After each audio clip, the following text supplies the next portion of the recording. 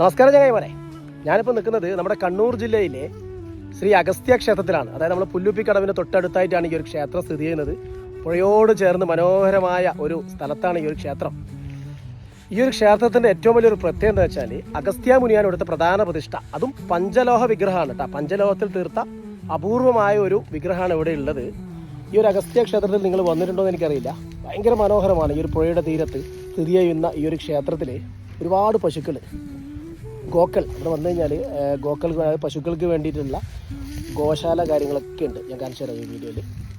ഭയങ്കര രസമാണ് ഇവിടെ. ഒരു വൈകുന്നേരം ഇപ്പോൾ സമയം ഏകദേശം 4:30-5 മണിയോടെ അടുത്ത് ഒരു എന്താ പറയുക, വെയിലൊക്കെ അങ്ങോട്ട് താണും. നല്ല രസം ഇവിടെ വന്ന് വൈകുന്നേരം വന്ന് ഇരുന്ന് ഒരു പ്രാർത്ഥനയൊക്കെ കഴിഞ്ഞ് തിരിച്ചു പോകുമ്പോൾ കിട്ടുന്ന ഒരു കുളിർമയൊക്കെ ഉണ്ടല്ലോ, വേറെ തന്നെയാണ് കേട്ടോ. ഈ ഒരു ക്ഷേത്രത്തിൽ മൊത്തത്തിലായിട്ട് 13 പ്രതിഷ്ഠകളാണുള്ളത് കേട്ടോ. അതിലേറ്റവും പ്രധാനം അഗസ്ത്യ മുനിയുടെ പ്രതിഷ്ഠയാണ്. അതും പഞ്ചലോഹത്തിലാണ് അത് തീർത്തിരിക്കുന്നത്. ഈ ഒരു അഗസ്ത്യ മഹാക്ഷേത്രത്തിൻ്റെ പുറകിൽ കൂടി ഇങ്ങനെ നടന്നു കഴിഞ്ഞാൽ ആ പുഴേൻ്റെ തീരത്ത് ഇങ്ങനെ ഇറങ്ങിപ്പോകാനൊക്കെ പറ്റും കേട്ടോ. ഭയങ്കര രസമാണ്. വൈകുന്നേരമൊക്കെ ആണെങ്കിൽ പറയേ വേണ്ട കേട്ടോ, നല്ല കുളിർമയാണ്.